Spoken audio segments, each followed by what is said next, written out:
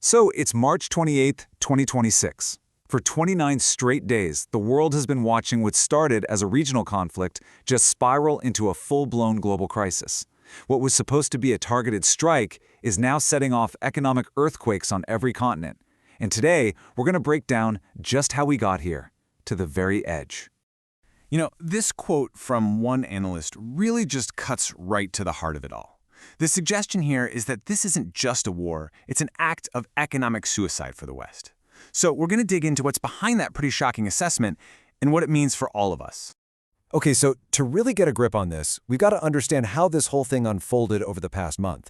Because it really looks like the initial intelligence, the entire premise for this war, was just catastrophically wrong. 29 days. It's been nearly a month since the US and Israel launched their attack on Iran back on February 28th. And in that time, we've seen an escalating conflict that is now literally touching every single continent. The whole plan was sold as this quick in-and-out operation. The intel apparently said the Iranian regime would just collapse, like a house of cards. But the reality? Well, it turns out it's more like a fortress with really deep foundations. And that devastating miscalculation has led to consequences that, frankly, very few people were prepared for. All right, let's zoom in now, right to the epicenter of the conflict. Because what's happening on the ground is basically a tale of two completely different wars. You've got the war officials are talking about, and then you've got the war that military experts are actually seeing unfold. And I mean, just look at this contrast. It's night and day. The White House is painting this picture of a massive victory. They're talking about hitting over 9,000 targets. But then you talk to analysts on the ground, and they're using words like quagmire.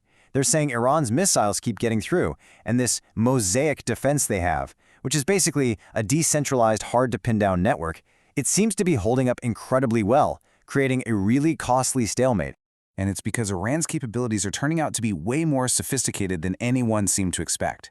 We're talking reports of missiles that can hit targets 4,000 kilometers away, advanced air defense systems that are actually shooting down modern fighter jets. And let's not forget, they're getting critical intel support from Russia and China. And at the same time, their proxies, like Hezbollah, are causing major problems, reportedly taking out dozens of advanced Israeli tanks in just a few days. And this quote, this one from a former top Iranian commander, man, it just perfectly sums up their view of the situation. He's not calling the Persian Gulf a battlefield. He's calling it a slaughterhouse. His words. Basically, a trap that was laid because of a massive, massive miscalculation by the West. So, this military stalemate, it's now become a powerful economic weapon. Because the Strait of Hormuz, probably the most critical choke point for the entire global economy, well, it is now officially closed for business. Think about this. With one move, by shutting down the strait, Iran has taken about 20% of the world's total oil supply completely off the market. This isn't just a disruption, folks. This is like a seizure of the world's energy artery. And the numbers that follow from that, they are just staggering. You've got almost 2,000 ships just stuck, stranded. Oil prices shot past $100 a barrel, and they're not coming down. More than 20% of the world's liquefied natural gas is just gone long-term because the facilities are damaged.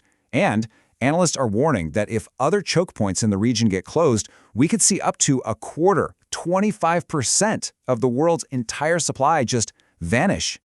So with this one move, Iran basically has its hand on the emergency stop button for the global economy. And it's turning what was a regional war into a crisis that is hitting daily life for millions and millions of people. Okay, so let's pull back the lens a bit and look at the real-world consequences of this economic war. Because for so many people, this has gone way past being a news headline. This is now a harsh reality.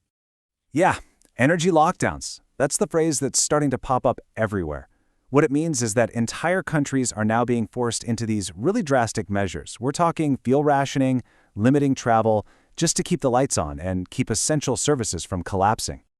And make no mistake, this is happening all over the globe. The Philippines, they've declared a national emergency. In Australia, over 500 gas stations have just run dry. The UK is apparently just 2 weeks away from its fuel reserves running out completely. You've probably seen the pictures from India, miles-long lines just to get gas. And right across Asia and Africa, it's the same story. Fuel rationing and travel limits are becoming the new normal. And of course, the impact on your wallet is immediate. and it is painful. Fuel prices have just gone through the roof, and that's pouring gasoline on the fire of inflation, threatening to push an already shaky global economy right into a major recession. But here's the twist in the story. There's another side to this crisis. Because while the rest of the world is struggling, American natural gas exporters are seeing a huge spike in demand from all these desperate countries in Asia and Europe. And the administration, they're not even being quiet about it. They are openly calling this a major success for their energy dominance policy. They're actually framing this global crisis as a strategic win for the U.S. Which brings us to the biggest question of all. Where on earth does this go from here? Right now, the whole world is holding its breath as the U.S. administration seems to be weighing two very different and, frankly, very dangerous paths forward. Okay, so path number one, which sources are saying the Pentagon is already prepping for, is a massive military escalation. The goal would be pretty simple. Use overwhelming force to break the stalemate and physically force the Strait of Hormuz back open. From what we're hearing from leaked plans and troop movements, it looks like an amphibious assault is in the advanced planning stages. We're talking about thousands of U.S. Marines and the 82nd Airborne landing on Iranian soil to seize those key islands that control the strait. And military analysts are being incredibly blunt about this. They're warning it could be an absolute massacre for the invading forces and that it would almost certainly ignite a catastrophic war across the entire region. All right, then there's path number two, the diplomatic off-ramp. But this one is loaded with its own problems, especially when you look at the completely contradictory messages coming from both sides. So on one hand, you have the Trump administration saying that Iran is, quote, begging us to make a deal, and that promising talks are already happening. But then you have Iran's Speaker of Parliament coming out and saying flatly that no negotiations have been held. He's calling the claims fake news, basically a bluff to try and calm down the oil markets. And really, that's where things stand right now. The U.S. is facing a choice between a truly desperate military gamble on one side and what would be a pretty humiliating climb down on the other. As these energy lockdowns start to bite and economies begin to falter, the real question isn't just about how this war ends. It's about what the world is even going to look like when it's all over. The stability of the entire global system is literally hanging in the balance. Right now, the ability to get an MRI at your local hospital, or the price of the bread on your grocery store shelf, and even whether your country will have enough diesel to keep the power grid running next month. Yeah. All of that is currently being dictated by a $20,000 piece of fiberglass flying over a desert like 6,000 miles away. It is a terrifying realization, honestly. I mean, we spent decades building this hyper-optimized, highly fragile global machine, and we're just now realizing that, well, someone found the power switch. Exactly. And you look at the calendar and it just hits you. Oh, I mean, yeah. Today is Saturday, March 28, 2026. Right. This is the 29th morning since the United States and Israel launched their attack on Iran. Yeah. And that comforting illusion that this is just, another distant conflict playing out on a television screen, Yeah. that is completely shattered. Yeah, it's gone. Because the shockwaves aren't just coming, they are already at your door. The physical missiles might be detonating in the Middle East, but the economic and logistical detonations are happening right in your hometown. So that is our mission for today's deep dive. We spent the past 3 weeks tracking the initial fallout, but today we are looking forward. Mm-hmm. We've gathered this massive stack of the latest geopolitical, military, and economic intelligence. We're talking analyst reports, battlefield assessments, supply chain forecasts from literally just the past 48 hours. It's a lot of data. It is. And we're going to use it to map out the raw mechanics of what analysts are now openly calling an unfolding World War III. We're going to look at the most likely scenarios for the upcoming weeks and really connect the dots between the battlefield and your daily life. But before we dive into those mechanics, I do want to make one thing incredibly clear up front for you listening. The intelligence and the sources we're analyzing today are politically explosive. Very much so. You have leaders on the right, the left, and everywhere in between spinning this crisis to fit their domestic agendas. And our job today is to cut right through that spin. Right. No politics. Exactly. We are not taking sides. We are not endorsing any politician's strategy. And we are not here to debate the morality of the actors involved. We are strictly acting as your filter for the raw mechanical facts on the ground. We just want to explain how this engine of crisis actually works. Perfectly said. We're looking at the math, the geography, and the logistics. Yeah. Nothing else. So here is our roadmap for the next hour. Okay. We have to start by looking at the stark realities on the military battlefield. because you can't understand the global economic panic until you understand why the military situation isn't going as planned. Right. Then we're going to move to the energy lockdowns that are literally paralyzing the globe as we speak. From there, we'll expose the hidden supply chain catastrophes, the things nobody is talking about, like helium and fertilizers. That part is wild. It really is. And finally, we will look at the looming, very real threat of a massive U.S. ground invasion. And it really all begins with the phrase that is keeping military planners awake at night, which is escalation dominance, or, I guess more accurately, the West's sudden loss of it. Right. So let's unpack this attrition battlefield. Because to understand why the global economy is suddenly on a hair trigger, you first have to understand why the military operation just isn't going the way the politicians promised. We are 28 days into a campaign of heavy, sustained bombardment of Iran by the U.S. and Israel. The assumption was that a massive, overwhelming initial strike would completely cripple Iran's ability to respond. But reading through these intelligence assessments, the word that keeps coming up to describe Iran's missile capabilities is resilient. Highly resilient. And to understand why, we have to look at the actual mechanics of their military infrastructure. Wow. I mean, for the last 20 years, Iran hasn't just been building missiles. They have been building mountains. Dolmens. Yeah, they constructed these vast, deep underground tunnel networks. They call them missile cities. And they are buried hundreds of feet beneath solid granite. Wow. So you can drop precision bunker busters all day long, but unless you score a direct hit on a tiny exhaust shaft, the facilities inside remain totally intact. That's incredible. And they also decentralized their command structure. So if communications are cut from the top, local commanders actually have the authority to launch mobile batteries, shoot, and immediately relocate. It is an absolute nightmare for targeting intelligence. And that resilience is leading to a terrifying reality in the skies over Israel right now. I mean, the sources detail how Iran has successfully and repeatedly pierced the highly vaunted Israeli defense shields.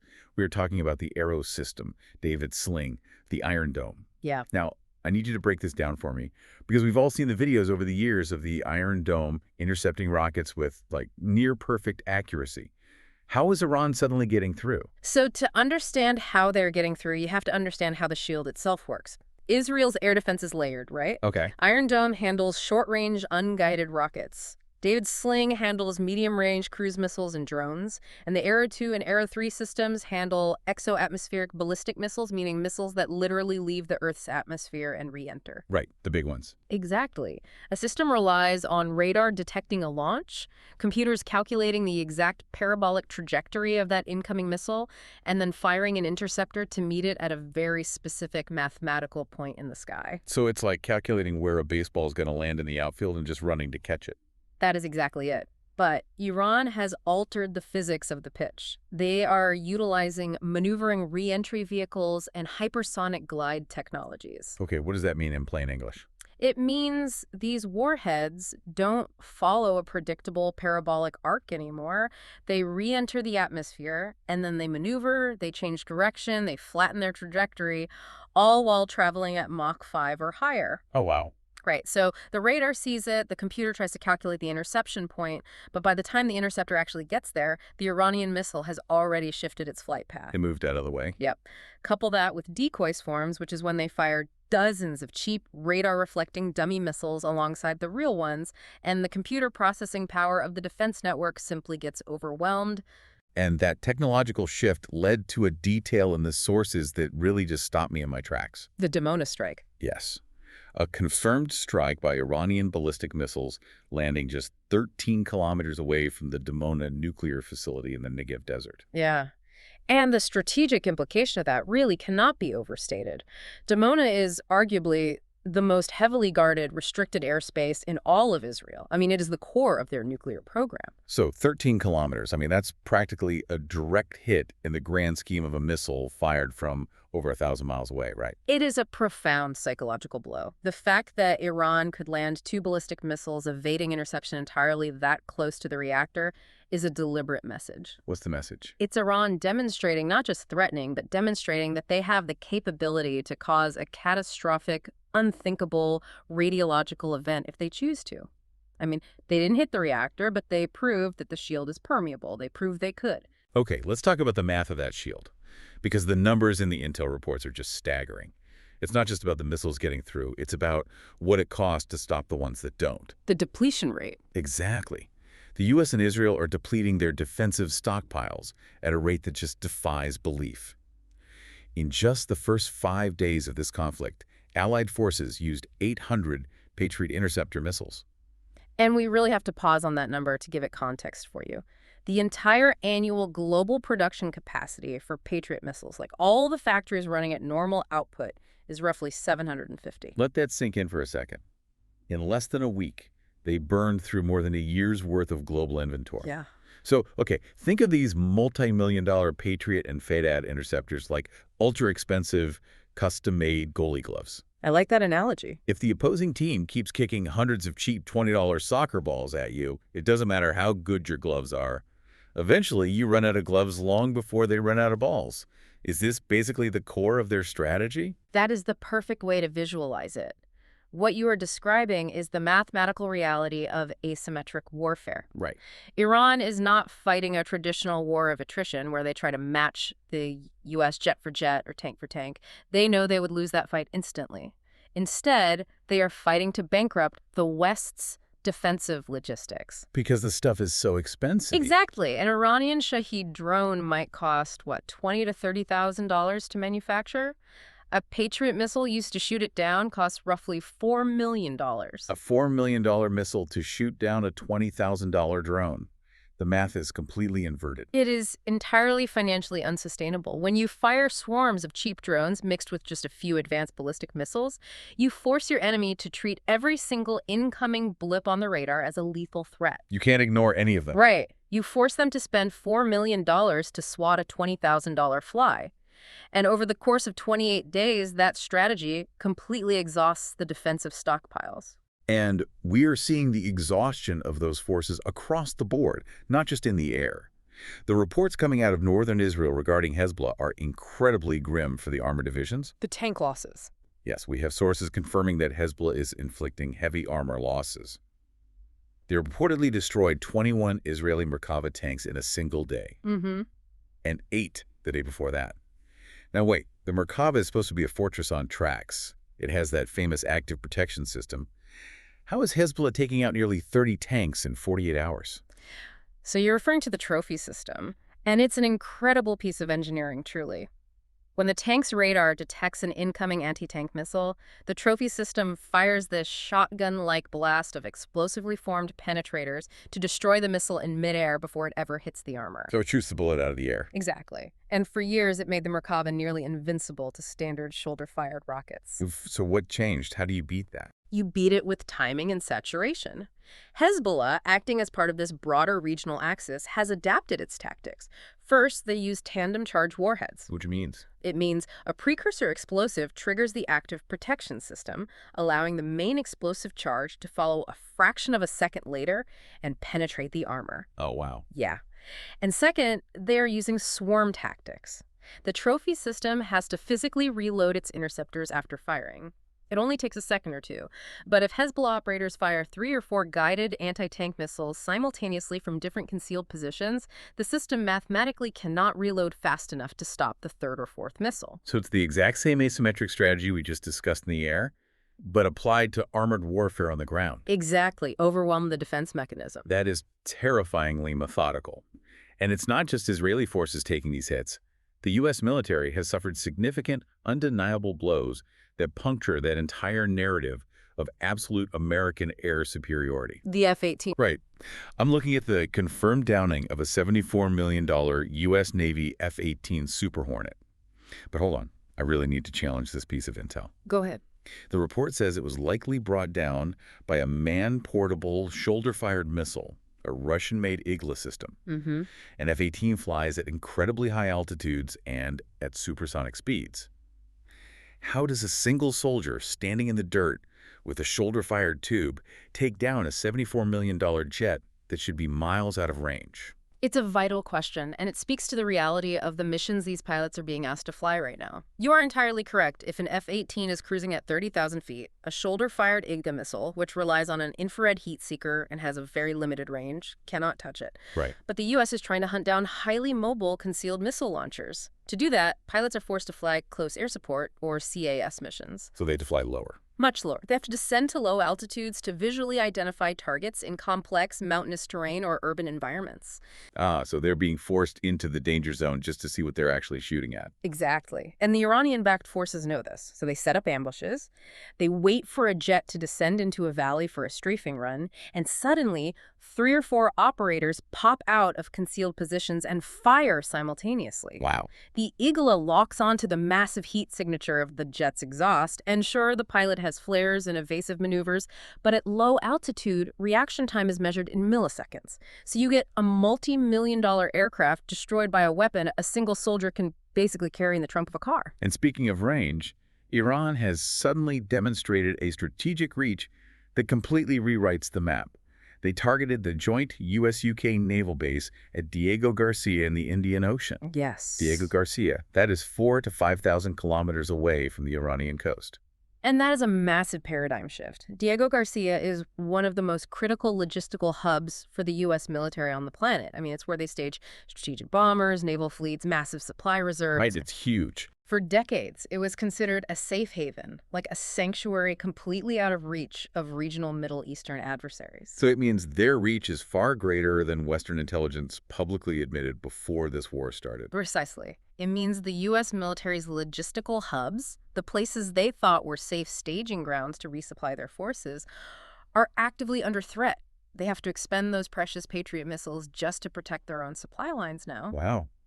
So if we connect all these military dots, the U.S. and Israel are trapped in a scenario where their expensive, high-tech, centralized military apparatus is being systematically worn down by a cheaper, highly resilient, geographically dispersed network. It is a grinding, expensive stalemate. And that reality, the fact that the U.S. cannot simply command the skies and impose its will, is the exact mechanical vulnerability that gave Iran the confidence to flip the switch on the global economy. Yes. Because if the skies aren't safe, the shipping lanes certainly aren't.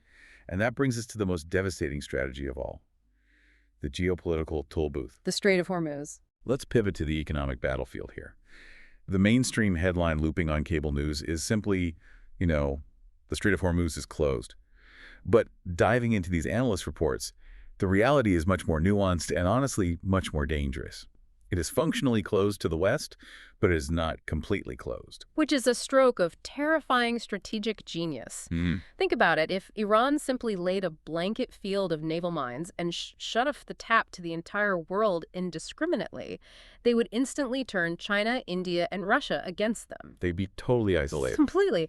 Instead, they're using asymmetric naval tactics, fast attack craft, coastal anti-ship missile batteries hidden in caves, helicopter boarding parties to selectively enforce a blockade. The toll road. Exactly. Allied countries like China, India, and Russia are being allowed free passage. Their massive supertankers are sailing right through, escorted by Iranian vessels. Wait, they actually escort them? Oh, yeah. They are checking the AIS, the automatic identification system trackers of the ships, verifying the manifests, and letting their allies pass. But vessels bound for the U.S., Europe, or allied nations like Australia and Japan, they are blocked, seized, or threatened with immediate destruction. It's a targeted economic blockade. And the numbers here are just terrifying. We are talking about 20 to 25% of the entire global oil supply and 20% of global liquid natural gas, or LNG, suddenly ripped off the Western market overnight. It is a structural shock to the global system. The maritime shipping pipeline is incredibly delicate. To give you an idea of the timeline, it takes roughly 3 to 4 weeks for a supertanker to travel from the Persian Gulf to Europe or Asia. Okay, so the ships that were already on the water when the conflict started 29 days ago. They have arrived. They docked, they unloaded their fuel, and they are now empty. And because of the blockade, there is absolutely nothing coming behind them. The pipeline is dry. We are hitting the hard edge of the supply cliff right this second. The strategic petroleum reserves that countries hold are designed for short hiccups, like a hurricane shutting down a refinery or a ship getting stuck in a canal for a week. Right. Temporary things. They are designed for maybe 20 or 30 days of coverage. They are not designed for a permanent structural deficit of 1/5 of the world's energy. And we are already seeing the dominoes fall. The reports coming in are borderline apocalyptic. Over 500 gas stations in Australia have completely run out of fuel. You pull up and there are just bags over the pumps. Yeah. The Philippines has literally declared a national emergency to deploy the military to secure fuel depots. Thailand is experiencing severe shortages and limiting what taxi drivers and delivery trucks can pump. India, a nation of over 1 billion people, reportedly has only days of reserves left before their transit systems halt entirely. And Europe. Right, Europe. The projections from the energy analysts say Europe could run out of viable fuel reserves in roughly 2 weeks. 2 weeks until the lights start flickering. And that's because Europe relies heavily on LNG to power their electrical grids and heat their homes, especially after they decoupled from Russian gas a few years ago. Right. Qatar, which sits right inside the Persian Gulf, is one of their main LNG suppliers. If those tankers can't get out of the Strait of Hormuz, the European grid faces catastrophic shortfalls. Now, I have to ask the question that I know you listening in Ohio or Texas are screaming at your speakers right now. Go for it. If the United States doesn't get the vast majority of its oil from the Middle East, if America is functionally a massive producer of its own oil and gas, why are American politicians and financial markets in such an absolute panic? How does a closed Strait of Hormuz actually hit the wallet of someone sitting at home in the U.S.? It's a vital question, and it really requires us to break down how global commodities actually work. The whole energy independence narrative we hear from politicians can be highly misleading. Please explain it to me like I'm a 5-year-old, because a lot of people think we drill it here, we use it here. What's the problem? Okay, imagine the global oil market is a giant Olympic-sized swimming pool. Every country in the world has a bucket, and they use that bucket to scoop water out to run their economies. Okay, following so far. It doesn't matter if the United States poured its own water into the shallow end of the pool from Texas or North Dakota. Oil is a fungible, globally priced commodity. All the water mixes together. Right. So if a massive conflict in the Middle East suddenly drains 20% of the total water out of the deep end of the pool, the overall water level drops for everybody. Makes sense. And suddenly the countries that relied on that 20%, like Japan, South Korea, and parts of Europe, they don't just shrug and stop buying oil. They desperately need it to survive. So what do? They take their buckets, they walk over to the shallow end of the pool, and they start fiercely outbidding everyone else for the water that's left. Oh, they are outbidding us for our own oil. Exactly. The global price skyrockets because the global supply shrank. The oil companies will sell to whoever pays the highest price on the open market, regardless of where it was pumped. Wow. The sources we are reviewing cite BlackRock's CEO, Larry Fink, who warned that depending on how long this blockade holds, oil could easily hit $150 a barrel, potentially climbing to $200. $200 a barrel. And here is the core mechanism of why that matters to you, the listener. The cost of oil is baked into the cost of absolutely everything. It is a fundamental tax on existence. Yes. Just break down the supply chain of a simple loaf of bread. Right. You need diesel for the tractors to harvest the wheat. You need fuel for the trains to move the grain to the processing plant. You need electricity, often powered by natural gas, to run the factory that bakes the bread.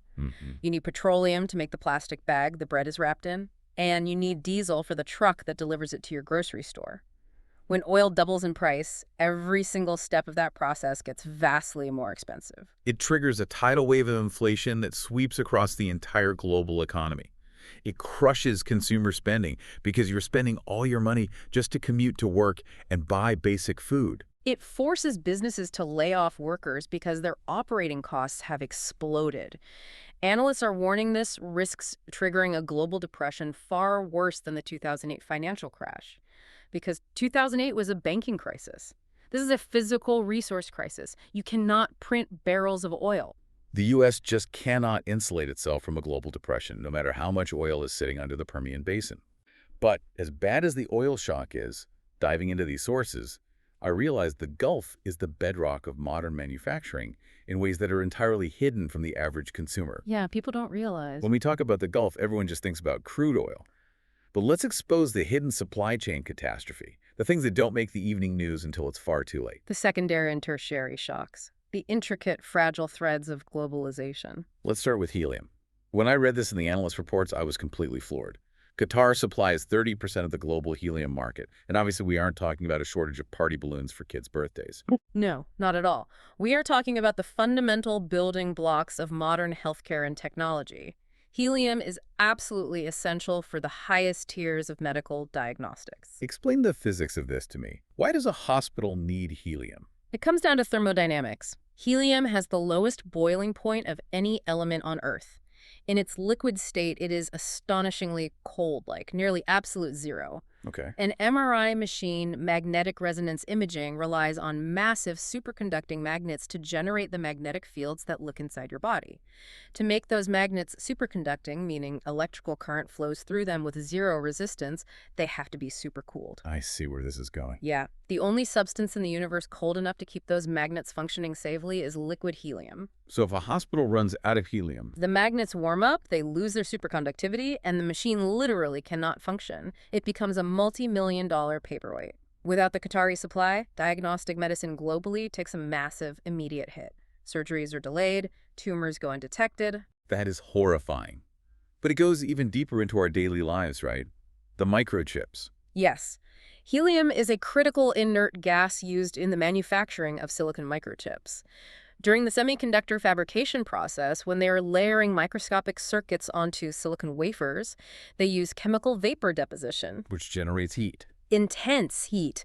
And because helium is incredibly thermally conductive, but chemically inert, meaning it won't react with the sensitive chemicals being used, it is flushed through the system to cool the wafers rapidly and prevent defects. And what do the reserves look like for these tech companies? The analysts are warning that tech manufacturers in Taiwan, South Korea, and the U.S. only have a few months of helium reserves stockpiled.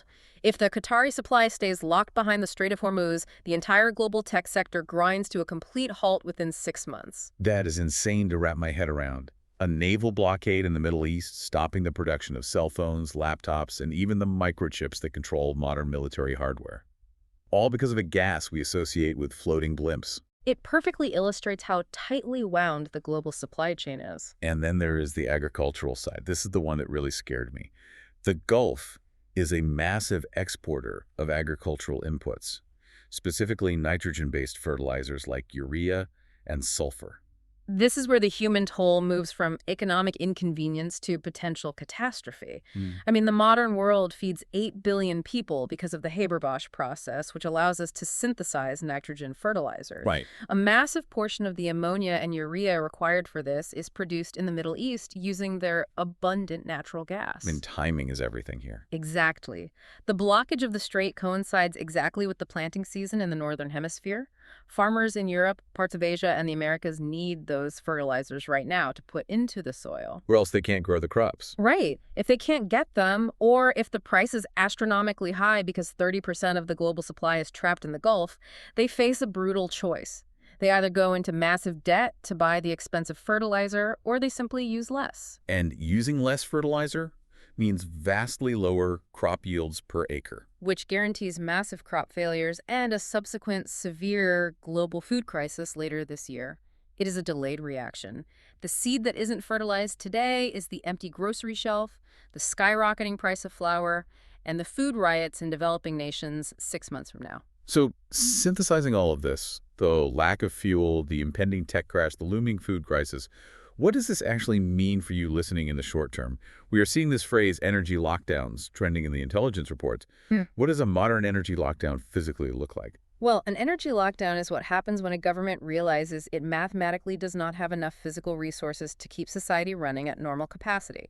It is not a suggestion, it is a mandate. Wow. It is putting the economy into a medically induced coma to survive the resource crunch. Like rationing during World War II. Precisely. It means governments will be forced to institute strict fuel rationing. You might be issued a digital pass that only allows you to buy 10 gallons of gas a week. Or you can only pump gas on odd or even calendar days based on your license plate. That's going to cause chaos. It gets worse. It means mandating reduced work weeks, forcing non-essential businesses to close 3 days a week to save electricity on the grid and reduce commuting fuel. It means strict limits on commercial flights, halting domestic tourism.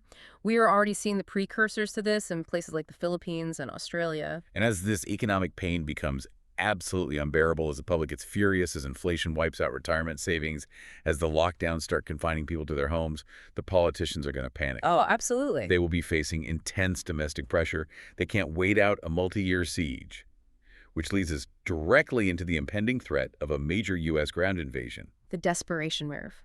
When air power fails to change the reality on the ground and the economic bleed becomes fatal, military doctrine dictates putting boots on the ground to force a physical change to the map. The intel reports indicate that the Pentagon is currently preparing for what they're dubbing a massive final blow.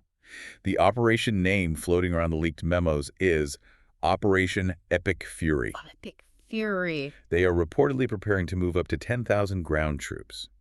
We are talking Marines, the 82nd Airborne, Special Forces into the region for an amphibious and airborne assault. And they are looking at specific targets to break the chokehold. They need a target that either collapses the Iranian economy or physically opens the shipping lanes. The sources discuss two primary operational options here. Yeah, what's the first one? One is Karg Island, which is located further up the Persian Gulf. It is Iran's main oil export hub. Roughly 90% of their crude oil flows through the terminals on that single island. 90%. Yeah. The Israeli strategic doctrine heavily favors taking Karg Island to completely collapse the Iranian state by cutting off their sole source of revenue. But the other option is even more volatile, Yep. and it's aimed directly at the blockade. Yes, the island's right in the throat of the Strait of Hormuz, Qushm, Larak, and Abu Musa. The strait is incredibly narrow. It's only 21 miles wide at its choke point, and the deep-water shipping lanes are only 2 miles wide in either direction. Just 2 miles. Right. Iran uses these islands as the literal toll booths, stationing anti-ship missiles and fast attack boats there. The theory in Washington is that if the U.S. Marines can seize those islands and eliminate the missile batteries, they can physically clear the strait and escort Western tankers through with naval destroyers. But conducting an amphibious assault on heavily fortified islands in a confined space is a tactical nightmare. And here is the massive catch-22 that just blew my mind when I read it. The retaliation threat. Yes, Iran knows this is coming, and they have publicly, explicitly stated their counter-threat. They have said that if the U.S. launches a ground invasion from any neighboring country, if the UAE, Saudi Arabia, Kuwait, or Bahrain allow their territory, their air bases, or their ports to be used as a staging ground for this invasion, Iran will completely obliterate that host country's critical infrastructure.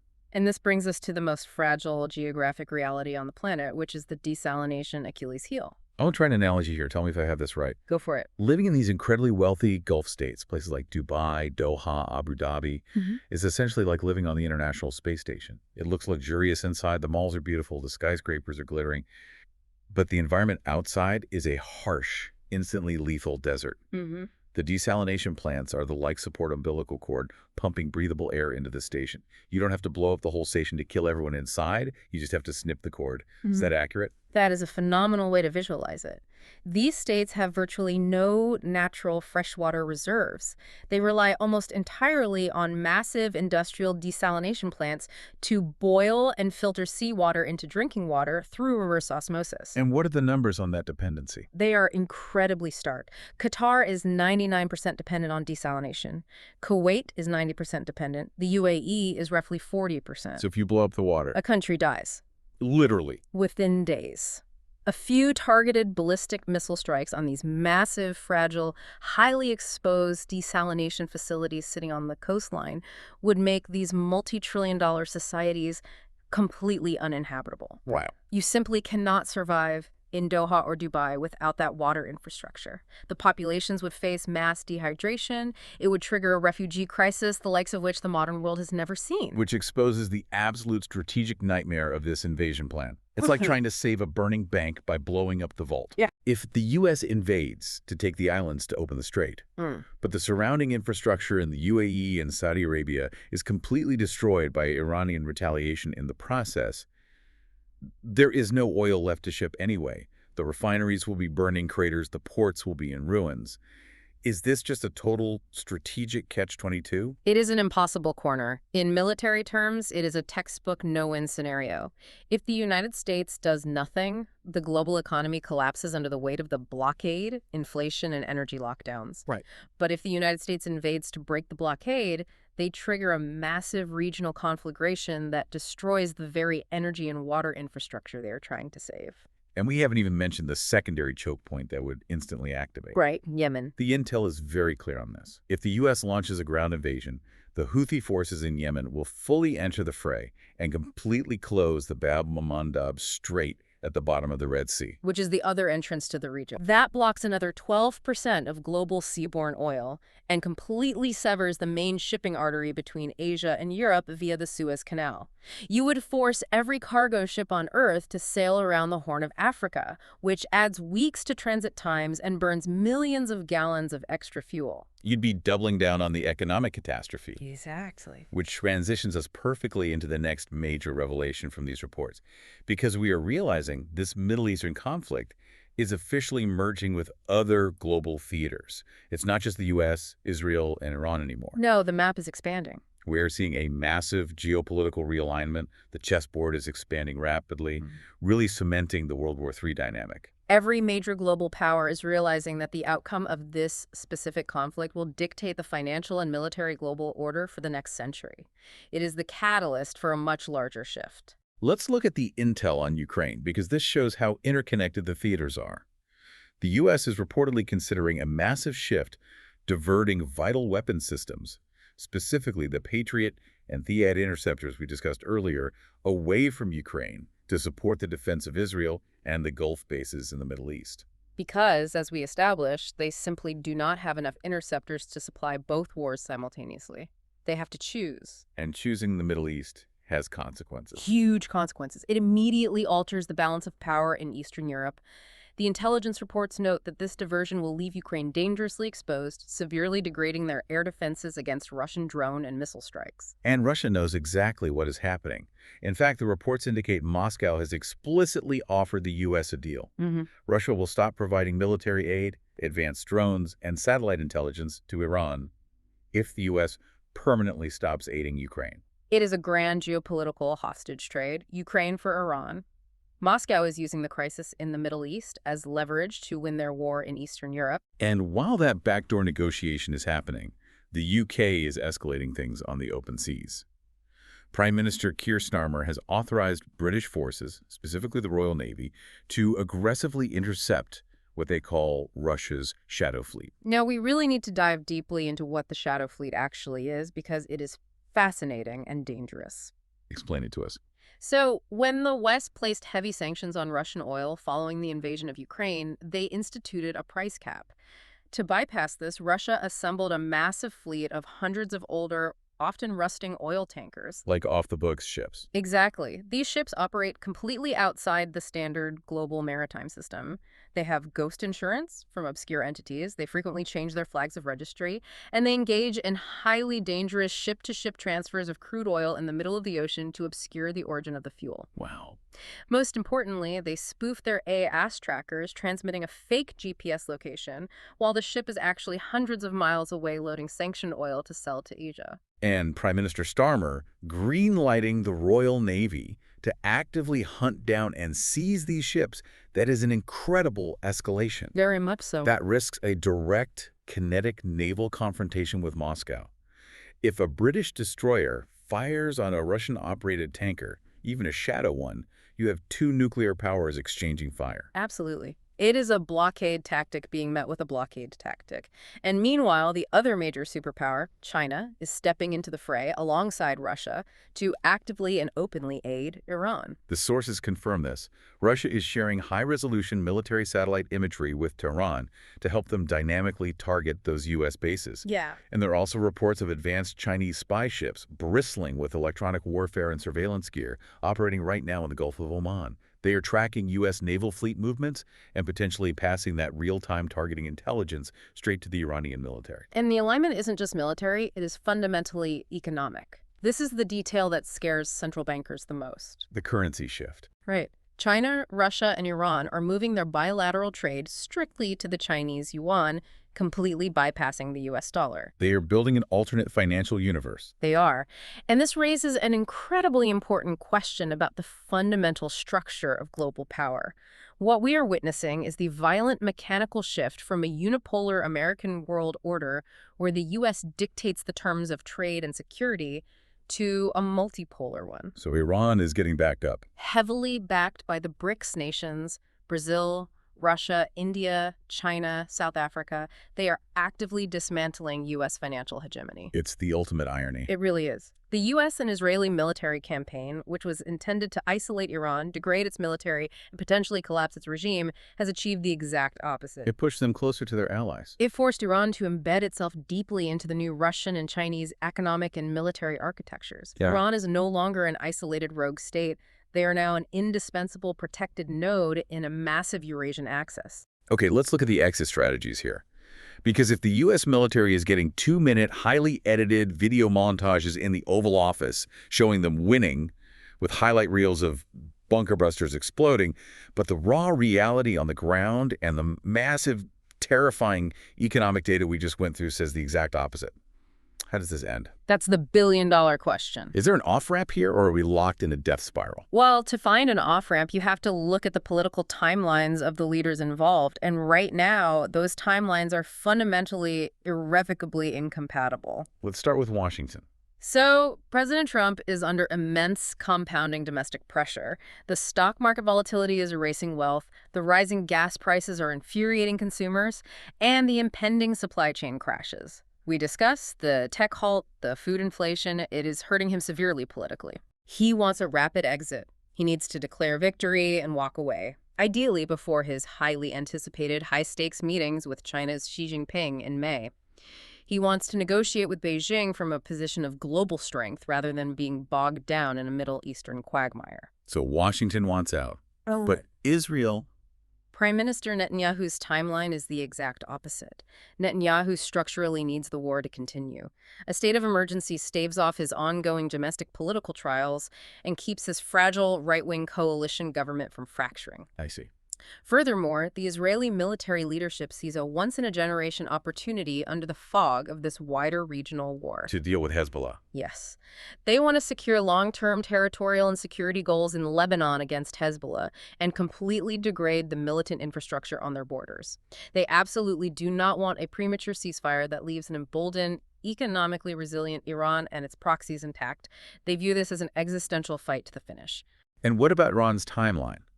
I mean, they are taking heavy physical damage. Their infrastructure is being bombed. Don't they want it to stop?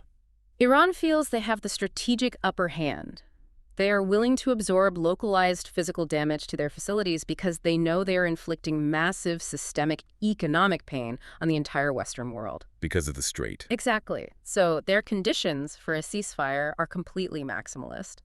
They aren't just asking for a pause in bombing. They are demanding the complete removal of U.S. military bases from the Persian Gulf, financial reparations, and a fundamental change to the security architecture of the region. So you have Trump needing a quick PR victory to pivot to China, Netanyahu needing a protracted war for domestic survival and regional security, and Iran demanding total capitulation because they hold the global economy hostage. Yep. Because these three leaders have completely contradictory survival imperatives, traditional diplomacy isn't just difficult, it is nearly impossible right now. It is a diplomatic gridlock at the exact moment the global economy is accelerating toward a cliff. Okay, let's step back and synthesize everything we have unpacked today, because we have covered an immense amount of ground. We really have. The world is caught in a rapidly escalating, self-sustaining cycle. You have military attrition on the battlefield, where multi-million-dollar Western defenses are being mathematically bled dry by cheap, asymmetric swarms of drones and missiles. Right. That loss of absolute air superiority has allowed Iran to enforce a targeted, toll booth economic blockade in the Strait of Hormuz. A blockade that is starving the global supply chain. Right. That blockade is causing a devastating inflationary spike in global commodities, not just oil, but helium, fertilizers, and the core components of modern life. This economic strangulation is forcing desperate political leaders to consider incredibly risky kinetic solutions, like a massive ground invasion. And those ground invasions risk triggering the destruction of the Gulf's critical desalination infrastructure, pulling in global superpowers like Russia and China, and destroying the very global system that keeps the modern world alive. It is a domino effect where every falling piece is vastly larger, heavier, and more destructive than the last. And I want to remind you, listening right now, exactly why this matters to you. It is so easy to get lost in the geopolitical chess moves, It is. The names of the islands, the types of interceptor missiles, the diplomatic posturing. But whether it's the price of the groceries you were going to buy next week, the availability of the new smartphone you need for work, or the fuel you require to drive your kids to school, the events unfolding right now, this very morning, in the Strait of Hormuz will directly, intimately dictate your reality for the next 12 to 18 months. Absolutely. This isn't happening in a vacuum. It's happening to the complex global life support system you rely on every single day. If I can leave you with one final, broader thought to ponder as we watch this crisis evolve over the coming weeks. Please do. For decades, the prevailing wisdom in Washington, London, and the halls of academia was that globalized trade and hyper-connected supply chains would make a world war impossible. Right. The Golden Arches theory. Exactly. The theory was that it would simply be too economically devastating for anyone to pull the trigger. We were all too reliant on each other's microchips, grain, and oil to ever risk a global conflict. But what we are seeing today is the exact opposite. Turning that entire theory on its head. Completely.